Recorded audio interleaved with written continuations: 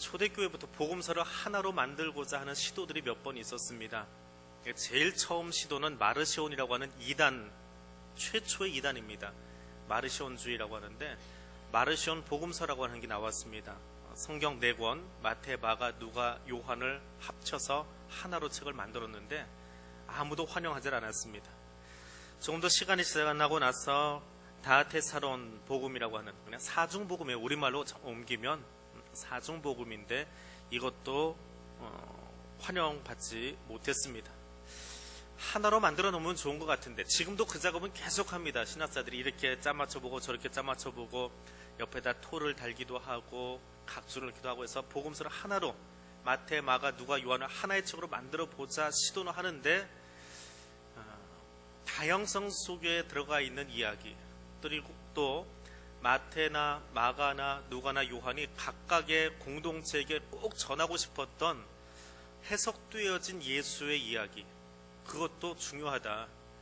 그리고 다시 전체로 보면서 교회에 주시고자 하는 기본 메시지가 무엇인가, 그것들이 있는 것도 중요하다. 그래서 2000년 넘게 신약성경이 계속 내려오고 있지만 성경을 하나로 만드는 것보다는 4개의 복음서가 각각의 메시지를 주는 것이 훨씬 더 낫다라고 하는 그런 신학적인 결론이죠. 아직 주님 오실 때까지 계속 사람들이 그런 작업들을 해보겠지만 여전히 4개의 복음서를 우리가 보고 있습니다. 오늘 읽은 예수님이 받으신 시험, 광야에서 받으신 시험의 이야기는 다 똑같습니다. 예수님이 세례 받으신 이후에 광야에서 마귀에게 시험을 받으셨더라. 그리고 결국은 이기셨더라. 근데 그 예수님의 시험 받으심이 결국은 하나님의 말씀을 가지고 승리하셨다. 이게 전부입니다. 그렇게 이야기하면 공관복음서의 이야기 다 끝났습니다. 왜냐하면 마가복음에 가면 오늘 시험 받으신 이야기가 단 2절로 끝납니다. 한번 열어볼까요? 마가복음의 이야기입니다. 마가복음 1장 12절입니다.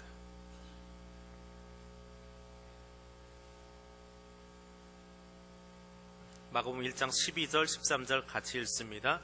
성령이 곧 예수를 광야로 몰아내신지라. 광야에서 40일을 계시면서 사탄에게 시험을 받으시며 들짐승과 함께 계시니 천사들이 수종 들더라. 땡입니다. 더 없습니다. 마가는 참 간략하지요. 간략한데 한 사람은 11구절로 또 한 사람은 13구절로 더 늘려놓았습니다. 왜 그럴까요? 자, 우선 마가 제일 짧은 사람의 이야기를 살펴보겠습니다. 성령이 곧 예수를 광야로 몰아내셨다. 광야라고 하는 것은 세례요한이 세례를 주던 곳과는 또 다른 종말론적인 이야기가 숨어있는 곳이고, 유대인들에게 광야는 악령이 깃들고 귀신이 있는 곳이다 라고 생각되어지는 곳입니다. 그런데 마가는 이렇게 기록합니다. 성령이 곧 예수를 광야로 몰아내셨다라고 기록합니다. 그런데 마태나 누가는 성령이 이끌어내셨다라고 이야기합니다. 이끌고 가는 거하고 몰아내는 거하고는 다르지요. 마가의 관점은 성령이 예수를 그곳으로 몰아내셨더라. 강력하게 성령이 간섭하셨더라. 물론 몰아냈다고 해서 예수는 아무런 감정도 없이 그래 등 떠밀렸으니까 가보자, 그런 이야기는 아닙니다. 철저하게 성령과 합의 속에 예수가 광야로 나갔더라라고 하는 것이고, 그곳에서 광야의 모든 고난들을 이겨낼 수 있는 힘을 성령에서 얻었다라고 하는 의미이기도 합니다. 자, 그런데 13절에 가니까 이런 이야기가 하나 기록이 되어 있습니다. 광야에서 40일을 계시면서 사탄에게 시험을 받으시며 누구와 함께? 들짐승과 함께 있었다. 마태나 누가는 이 이야기가 없습니다. 들짐승과 함께 있었다는 이야기가 없습니다. 또 여기는 광야에서 40일 계시면서 누구에게 시험을 받았습니까? 누구에게요? 사탄에게, 사타나스에게. 그런데 마태나 누가는 마귀에게 시험 받았답니다. 디아볼로스에게. 물론 그거 엄격하게 구분할 필요는 없습니다. 그것 가지고 또 이제 언어 유희를 즐기는 신학자들도 있기는 하지만 오늘 그거 살펴볼 것은 아니고요. 아무튼 마가는 사탄이라고 쓰고 있고 마태와 누가는 마귀라고 쓰고 있다는 거예요. 그러니까 마가복음에 등장하는 이 귀신, 이 녀석은 귀신들의 왕이에요. 사타나스라고 해서. 마가는 줄곧 사탄이라고만 씁니다. 그런데 마태나 누가는 번갈아서 사용해요. 그런 특징이 있습니다. 자, 그러면 아까 했던 그 이야기, 들짐승에 관한 이야기입니다. 왜 마태나 누가는 쓰지 않았던 들짐승에 관한 이야기가 여기 있을까? 그게 이제 마가의 관심이에요. 마가가 교회에 설교를 합니다. 설교를 하는데 우리에게 복음을 전해주시면 예수님이 처음 시험을 받으실 때에 광야에서 들짐승들과 함께 계셨더라. 광야라고 하는 곳만 들어도 벌써 머릿속에 쭈삣하는 생각이 들어요. 근데 거기에 들짐승들이 같이 있었답니다. 얼마나 힘들었을까요? 얼마나 고통스럽고 얼마나 아팠을까요? 알지? 나도 너희의 형편을 이해해. 지금 우리가 예배드리는 장소가 어디예요? 여기 대한교회 말고요.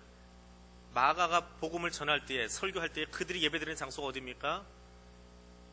광야이기도 하고 지하 동굴이기도 하고 쫓겨다니면서 도미티니아누스 황제, 네로 황제에게 핍박을 받으면서 극심한 고통 가운데 있을 때예요. 근데 그 네로 황제를 사람들이 뭐라고 불렀느냐면 짐승이라고 불렀습니다. 짐승정부, 요한계시록으로 연결하면 또 다른 이야기가 나오기도 하는데, 아무튼 그 짐승 같은 네로 황제에게 고난받고 있는데, 그것 때문에 너희 힘들지, 곧 죽을 것 같지, 예수 믿으면 잘 되는 것 같은데, 예수 믿으면 형통해야 되는데, 예수 믿으니까 오히려 고난당하고 순교하고 죽어나가고, 이게 예수 믿는 거야? 하고 질문이 나온다고요. 그때 마가 목사님이 하는 설교예요. 예수님도 고난당하셨는데, 어떤 고난? 광야에서 들짐승과 함께 계시면서 사탄에게 시험을 받으셨어. 들짐승이 거기 같이 있었어. 예수님도 그랬어. 그러니까 너희도 예수 믿으면서 이 지하에서 예배드리고 광야에서 예배드리고 이렇게 사는 게 당연한 거야. 예수님이 그렇게 사셨으니까 그것으로 너희가 위로를 받을 수 있으면 좋겠어. 그리고 결국 주님은 승리하셨더라라고 하는 겁니다. 그리고 천사들이 수종들어 주었더라. 천사들이 하나님의 아들이심을 구체적으로 확증시켜주는 그 이야기를 적어놓고 있습니다. 그리고 마가이기에 있어서는 예수님이 시험 받으셨다라고 하는 이야기를 2절밖에 안 씁니다. 마태와 누가처럼 열 몇 절씩 쓰지 않습니다. 왜요? 마가 머릿속에는 예수님이 무슨 시험 받았는지 그게 중요한 게 아니에요. 마가복음 전체가 몇 장이지요? 16장밖에 안 되는 아주 짧은 책이에요. 그 짧은 책 속에 예수님이 시험 받으신 것을 블라블라블라블라 이렇게 길게 쓸 필요가 없는 거예요. 왜? 예수님만 시험 받으신 게 아니라 지금 내가 설교하고는 우리 교회도 시험 받고 있기 때문에 지금 우리 교회도 힘들어요. 그리고 우리 교회만 힘든 게 아니라 앞으로 오고 오는 모든 교회는 세상 정부로부터 탄압을 받을 거예요. 그래서 사탄에게 시험 받는다라고 하는 이 이야기는 예수님의 광야에서 끝난 것이 아니라 앞으로도 계속될 이야기이기 때문에 거기다가 이런 시험 받았네 저런 시험 받았네 그거 쓸 필요 없다는 거예요. 단지 예수님이 거기서 승리하셨고 승리했더니 천사들이 수종 들고 그 사탄의 계략은 제자들에게도 그리고 계속 되어지는 뒤에 복음서에도 계속되고 있다는 거예요. 그래서 거기다 길게 쓸 필요가 없더라. 그것이 마가의 관점이에요. 그것이 마가의 관점입니다. 전혀 다르지요. 자, 그러면 마태는 어떻게 썼느냐? 마태는 11절짜리를 썼는데 마태하고 누가하고 비교해서, 마가는 좀 독특하게 썼습니다. 제일 먼저 썼다라고 알려져 있고요. 마태와 누가를 비교할 때에 누가보다는 마태가 조금 빨리 쓰지 않았을까? 물음표예요. 확정은 아닙니다. 신학자들이 그냥 추측해 보는 거예요. 자, 그럼 마태복음에서 나타나는 예수는 대체 누구냐? 예수는 하나님의 아들이시다라고 합니다. 어떤 면에서 예수가 귀신을 쫓아내고 병자를 고치고 그래서 하나님의 아들이 아니에요. 어떤 면에서 그분이 하나님의 아들이냐? 말씀에 순종하는 분입니다. 그래서 우리가 방금 읽었던 그 성경 구절에도 나오는 것처럼 예수님이 3번의 시험을 받으시는데 시험을 받으실 때마다 무엇으로 대적하셨어요? 말씀으로. 기적을 일으키거나 장풍을 발휘해서 귀신을 쫓아낸 것이 아니라 소리 지름으로 한 것이 아니라 그분은 말씀으로 하셨더라. 진정한 권세, 예수의 진정한 하나님의 아들 되심의 권세는 어디 있느냐? 그가 귀신 쫓아내는 것이나 그가 병자를 고치는 데 있는 것이 아니라 그분에게 하나님 말씀이 있는 것, 그 말씀과 함께 하는 것, 그것이 하나님의 아들됨이더라. 그리고 세상의 권세를 취하는 것이 아니라, 세상의 영광을 취하는 것이 아니라 그분은 하나님의 말씀을 순종하는 것으로 하나님의 아들됨을 나타내고 있더라라고 하는 것입니다. 그럼 왜 마태가 먼저냐? 누가복음보다 왜 먼저여야 되느냐? 혹은 왜 마태복음을 누가와는 다르게 편집되지 않은 원래 본문으로 보아야 되느냐? 그냥 작은 단어 때문에 그래요. 3번의 시험을 받으시는데 첫 번째 시험 받고 그리고 나서 또 두 번째 시험을 받고 나서 그 다음에는 하는 단어가 나옵니다. 우리말 성경에는 이에 또 그렇게 되어 있습니다. 5절과 8절 시작에. 근데 그 뜻이 그리고 난 다음에는, 첫 번째 시험 그 다음에는, 두 번째 시험 그 다음에는. 그래서 마태는 시간 순으로 배열했구나라고 볼 수 있는 거예요. 누가는 어떻게 해요?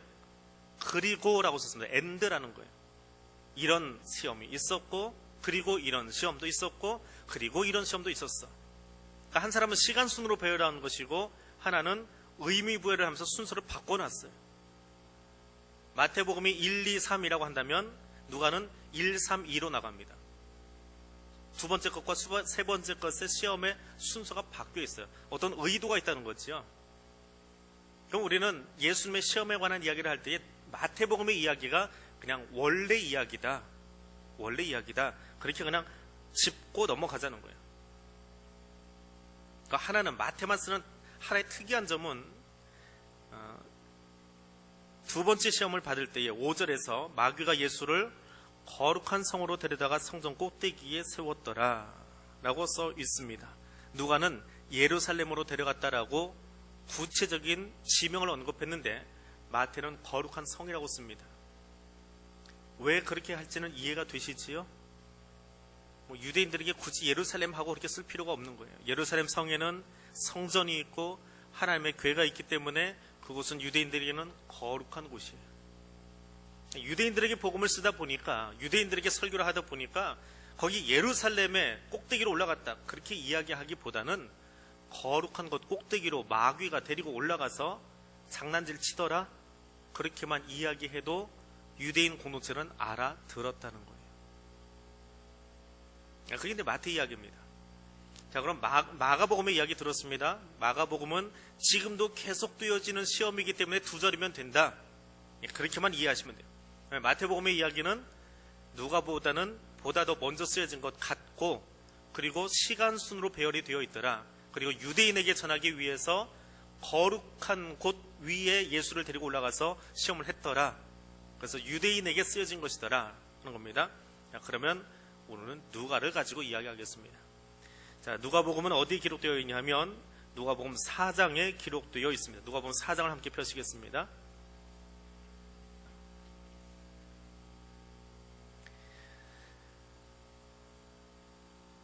다 똑같이 예수님의 시험 받으심에 관해서 이야기를 하고 있습니다. 근데 누가의 이야기에게 오늘은 좀 집중을 해보려고 합니다. 마태는 좀 평이한 예수님의 시험 받으심을 시간순으로 일기처럼 작성했다고 한다면, 누가는 의도가 있어요. 순서를 바꿔놨거든요. 두 번째와 세 번째 순서를 바꿔놓았습니다. 그리고 마태가 기록하지 않은 몇 글자의 단어들을 더 집어넣고 있어요. 의도가 있어요.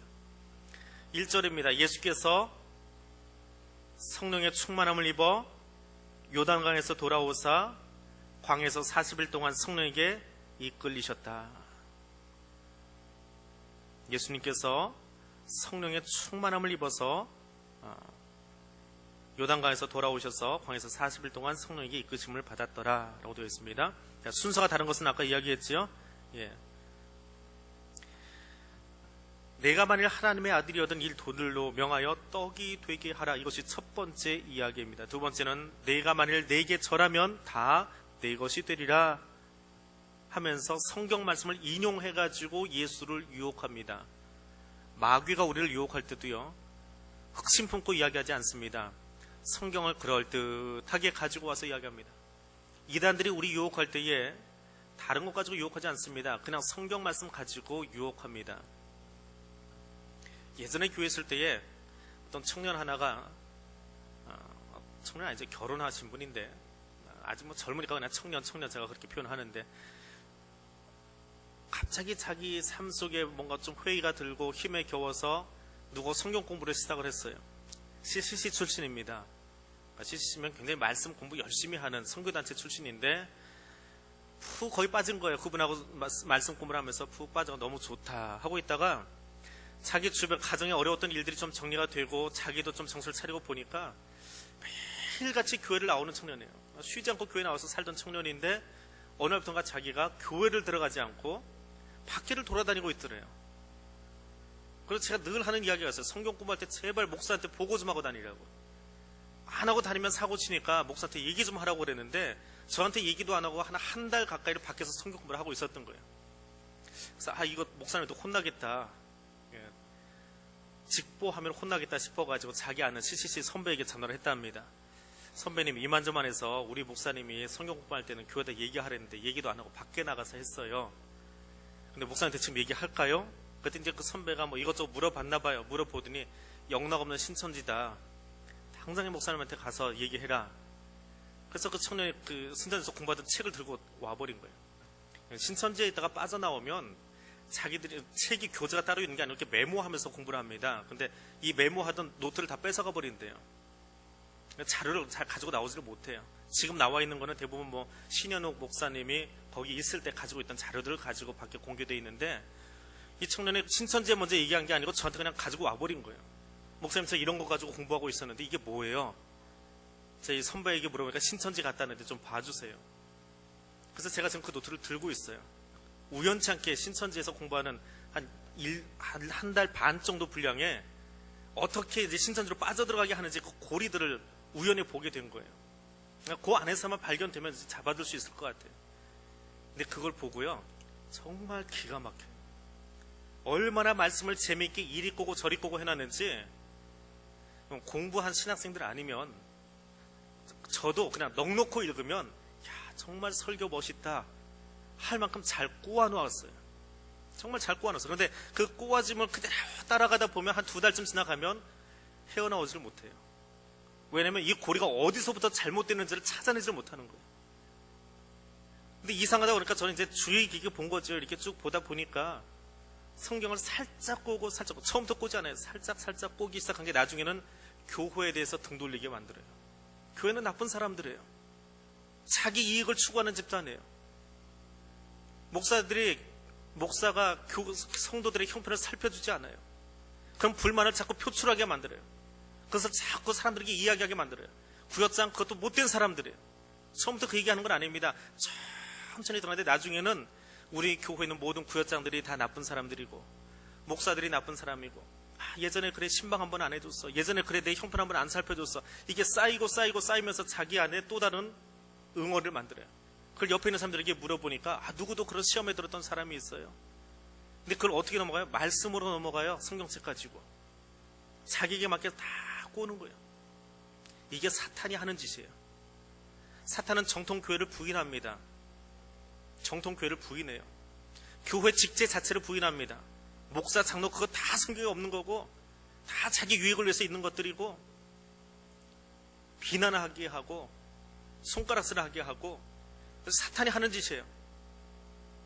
그래서 이단의 입을 통해서 우리를 넘어뜨립니다. 그리고 절대로 교회 가서 이야기하지 말래요. 왜? 너와 나만 하는 이야기지. 그런 이야기 뭐가 좋다고 교회 가서 해. 우리끼리 하는 이야기야. 우리가 같이 공부하는 거 밖에서 이야기하지 마.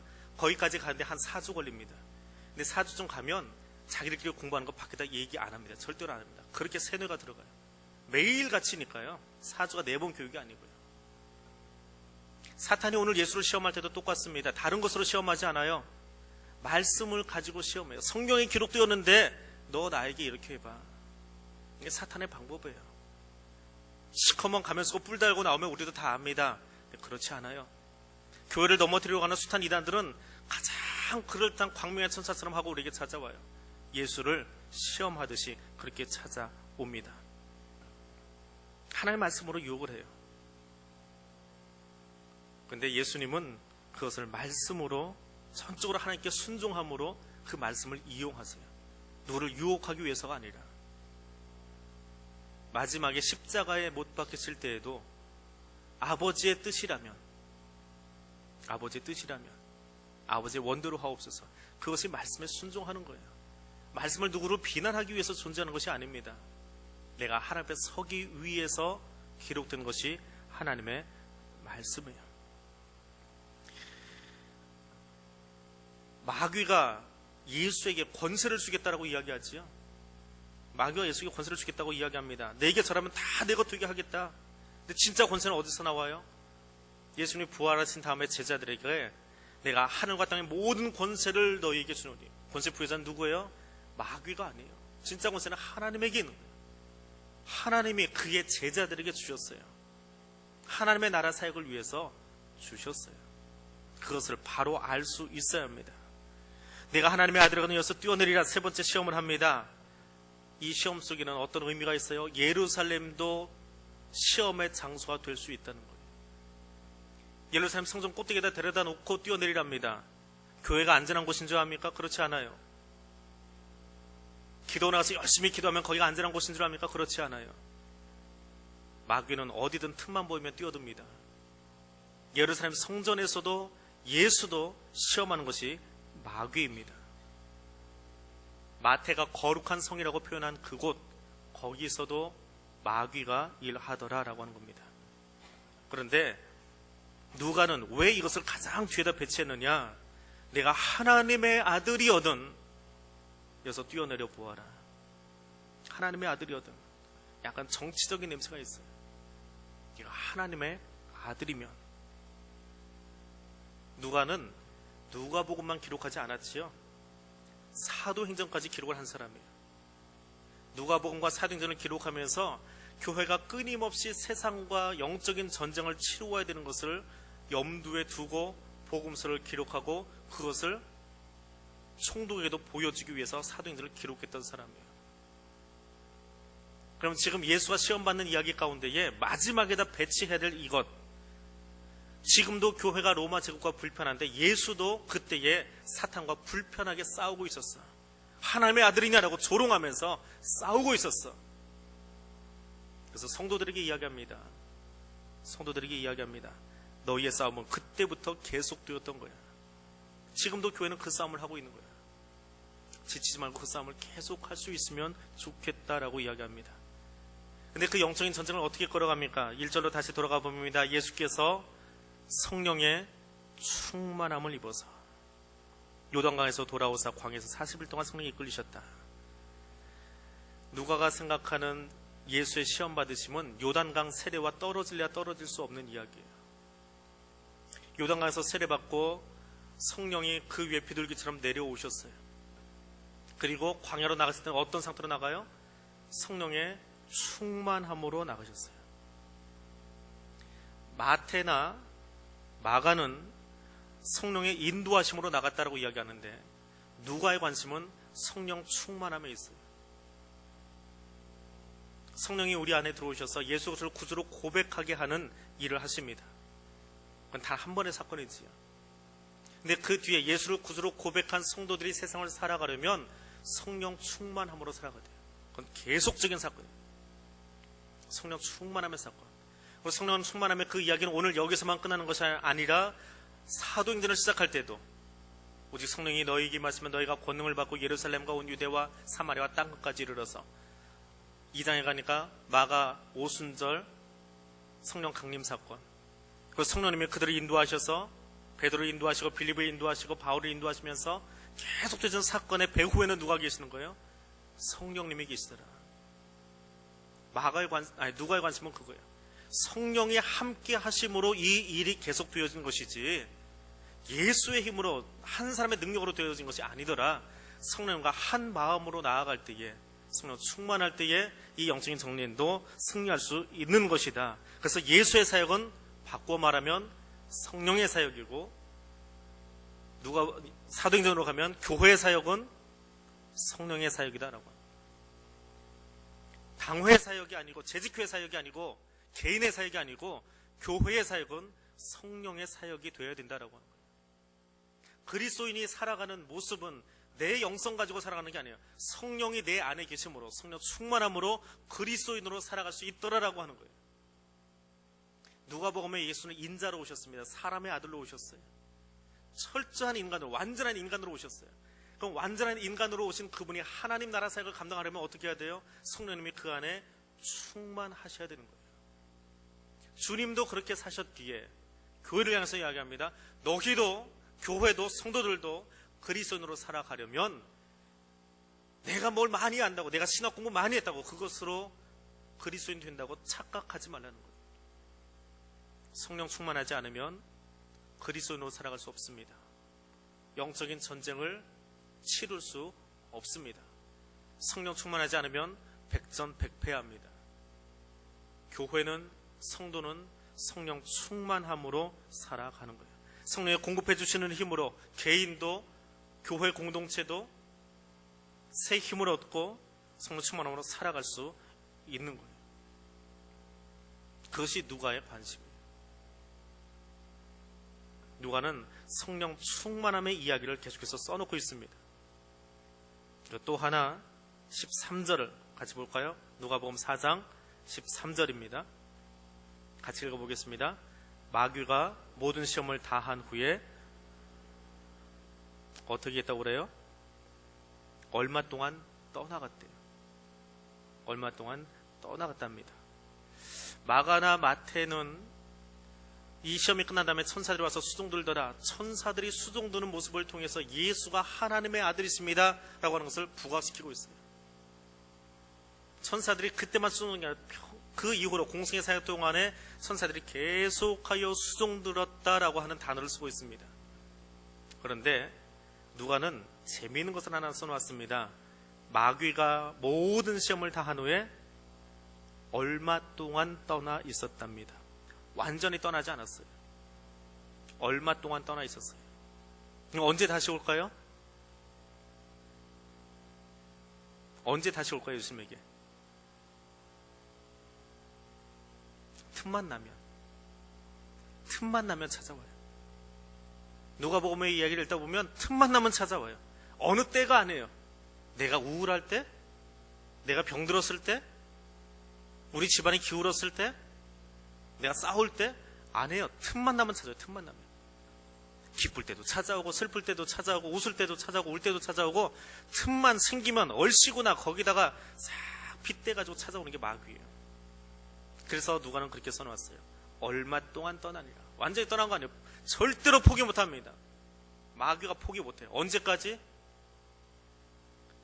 주님 나라가 이 땅에 완전히 임할 때까지 마귀는 포기 안 해요.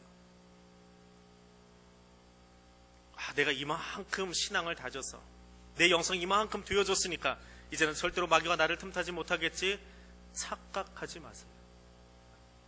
여러분의 하나님 앞에 서는 날까지 마귀는 계속해서 여러분의 틈을 노리고 있을 거예요. 계속해서 틈을 노려요. 틈만 나면 찾아올 거예요. 틈만 나면 와서 여러분을 괴롭힐 거예요. 아니, 괴롭힘을 당하는지도 모르게 살금살금 넘어뜨릴 거예요. 그게 마귀라는 거예요. 그게 누가의 관심이에요. 그래서 그 틈만 나면 나를 공격하려고 하는 그 마귀를 이기려면 어떻게 해야 돼요? 그게 1절이에요. 성령 충만함으로 할 수밖에 없다는 거예요. 그래서 마태와 마가와 누가 세 사람의 복음서 기자가 짧고 길고의 문제가 아닙니다. 시간 순서가 어떻게 되었느냐, 그것도 중요하지 않습니다. 들짐승을 썼느냐 안 썼느냐, 어느 것이 우선이냐, 그것도 각각의 상황 속에서 따로 해석을 해야 됩니다. 중요한 것은 사탄이 되었든 마귀가 되었든, 사타나스가 되었든 디아볼로스가 되었건, 그것들은 지금도 예수를 시험했던 것처럼 지금도 우리를 넘어뜨리려고 우는 사자처럼 뛰어다니고 있다는 거예요. 우는 사자 보셨습니까? 동물의 왕국에서 사자가 우는 거 보셨어요? 이 갈기 멋있게 나는 숫사자, 걔 사냥 잘 안 합니다. 주로 암컷들이 해가지고 갖다 바치지. 근데 암컷들이 울 때가 있습니다. 사자가 백소의 왕인지라 소리 그렇게 잘 지르지 않습니다. 그리고 동물의 왕국에서 저도 사자가 우는 걸 별로 본 적이 없어요. 근데 사자들이 울 때가 있어요. 울어요. 포효하는 게 아니고 울 때가 있습니다. 언제 우는지 아십니까? 그들이 사는 땅에 가뭄이 들어가지고 먹을 게 떨어져 버렸어요. 배고파서 웁니다. 굶주려서요. 암사자의 배가 쏙 들어가가지고 우리 집 강아지처럼 이렇게 쏙 들어가 버려가지고요. 그러고 나면 울어요. 너무 배가 고파서. 죽을 것 같으니까. 그럼 울면서 사자들이 뭐 하고 다닐까요? 빨리 먹을 거 찾아야지요. 그렇게 배가 쏙 들어간 암사자가 가서 뭘 잡아옵니다. 그러면 어슬렁어슬렁 배 쏙 들어간 놈이 하나 또 나타나요. 누군지 아세요? 수컷이 나타나요. 먹는 건 무조건 수컷이 먼저예요. 네가 어디다 입대냐고 쫓아내버려. 지가 먼저 제일 좋은 데 먹습니다. 가만히 쉬고 있다가. 동물의 세계 참 이상해요. 수컷도 울고요, 암컷도 울어요. 배고파서 울어요. 그 사자들이 그렇게 울면 그 사바나 지역이, 그 밀림 지역이 공포에 휩싸인답니다. 모든 초식 동물들이요, 살아남기 위해서 이리저리 뛰어다닌대요. 정신없이 뛰어다닌대요. 지칠 때까지 뛰어다닌대요. 사자가 보이지도 않는데 뛰어다닌답니다. 울음소리 하나에 이미 질려버리는 거예요. 그게 동물의 세계예요. 근데 베드로를 통해서 예수님이 우리에게 말씀 주시는데, 사탄이 어떻게 뛰어다닌대요? 우는 사자처럼 뛰어다닌대요. 배가 고파서 자기 살고 싶어가지고 죽이려고, 우리를 공포심에 휩싸이게 하면서 그렇게 뛰어다닌대요. 그게 사탄의 모습이에요. 언제까지요? 주님 다시 오실 때까지 우리를 그렇게 공포에 휩싸이도록 몰아붙이고 있는 거예요. 그 시험을 지금도 계속하고 있더라라고 하는 거예요. 그럼 그 무서운 세상 속에서 어떻게 살 수 있습니까? 마가를 통해서 이야기해 줍니다. 너희 사는 세상 속에 들짐승들이 같이 하고 있지? 예수님도 시험 받으실 때 거기에 들짐승이 있었어. 광야 같은 세상이지만 주님도 거기 계셨어. 그것으로 위로받았으면 좋겠다. 또 누가 이야기합니다. 어떻게 하면 이길 수 있어요? 성령 충만하면 그 영적인 전쟁을 승리로 이끌어갈 수 있어. 성령 충만해야 돼. 그럼 성령 충만하면 어떤 일이 일어납니까? 시험도 이기지만 결국 주님이 우리에게 주실 것이 무엇이냐? 마감으로 다시 가볼까요? 들짐승과 함께 있었답니다. 들짐승에게 위해를 당한 게 아니에요. 그들과 함께 있었대요. 제가 노래 가사가 정확히 기억이 안 나는데 어린아이들 부르는 노래 중에 그런 게 있지요. 독사골에 어린이가 손 놓고 장난쳐도 물지 않는 그 나라. 주님이 광야로 나가셔서 거기가 척박한 땅이고 위험한 땅이라고 하지만 마가의 그 짤막한 기사 속에 예수님은 들짐승과 함께 계셨어요. 결국은 마지막 때가 무엇인지를 정확하게 보여주고 있는 거예요. 지금 비록 너희가 시험당하고 있지만, 고난당하고 있지만 주님이 우리에게 주기 원하시는 것은 그 아름다운 나라야 라고 하는 것을 단어 속에 숨겨서 이야기해 주고 있는 거예요. 그럼 오늘 우리는 어떻게 살아야 되느냐? 힘들고 고난받는 땅 가운데 있는데, 어려운 광야 같은 세상 속에 들짐승이 또 사탄이 우는 사자처럼 뛰어다니고 있는데, 그럼 우리는 어떻게 살아야 되느냐? 이 시험 이야기의 가장 메인 텍스트는 마태복음이에요. 그것을 가지고 마가는 짤막하게 기록했고요. 메인 텍스트가 마태복음이라고 한다면 마태복음에서 예수님이 이 시험을 이겨내신 단 한 가지 방법, 뭐예요? 말씀으로, 오직 말씀으로. 다른 거 쳐다보지 말고, 엉뚱한 재주 피우려고 하지 말고, 그리스도인이 그리스도인 되어지려면, 교회가 교회 되려면 한 가지밖에 방법이 없어요. 말씀에 집중하라는 거예요. 말씀을 내 안에 녹여서 그 말씀 중심으로 살아가라는 거예요. 그러면 마귀가 아무리 덤벼들어도 너희가 그 말씀으로 이길 수 있더라라고 하는 겁니다. 말씀을 많이 읽으십시오. 단편적으로 읽지 마시고 말씀을 전체적으로 보세요. 전체적으로. 창세기에서 요한계시록까지 통으로 보세요. 통으로. 이해가 되든지 안 되든지 그냥 통으로 보세요. 그러면 그 말씀의 고리를 찾을 수 있도록 성령님이 우리를 도와주십니다. 제가 언젠가 한번 말씀드렸지요. 신학교 1학년 때 저희 집에 찾아왔던 여호와의 증인 때문에 제가 얼마나 속을 끓였는지 몰라요. 앞으로서 뭐라고 자기네들이 전도를 하는데 이겨낼 수가 없는 거예요. 얼마나 이 고리들을 예쁘게 잘 꼬아서 넘어가는지 분명히 잘못된 거는 같은데 그게 맞는 것 같아요. 근데 저기 여호와의 증인 건 뻔히 아니까 파수대 들고 왔으니까 아는데 문을 닫을 수가 없는 거예요. 화가 나서 교회 나가고 문을 닫았어요. 정말 가슴을 치고 울었어요. 마른 신학생인데 이단을 앞에 놓고도 대꾸를 못하고 있는 내 모습을 보면서 얼마나 화가 나서 울었는지 몰라요. 참 그래서 성경을 더 많이 봤습니다. 신학교들하고 성경 많이 보지를 못해요. 근데 그 억울함 때문에, 그 답답함 때문에 성경을 더 많이 봤어요. 4학년 때 여호와의 증인을 또 만났습니다. 서울역에서.